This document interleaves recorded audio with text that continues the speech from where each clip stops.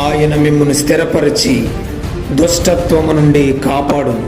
ప్రియమైన దేవుని బిడ్డలారా, నీ జీవితంలో మన ఆత్మానుసారమైన జీవితాన్ని కృంగదీయాలని, దానిని దెబ్బతీయాలని, సంఘములోనే కావచ్చు బయటే కావచ్చు నిన్ను పాడు చేయాలని, నీ యొక్క ఆత్మానుసారమైన జీవితంలో నువ్వు ముందుకు వెళుతున్నప్పుడు వెనకగా లాగాలని అనేక మంది నిన్ను చూస్తూ ఉంటారు.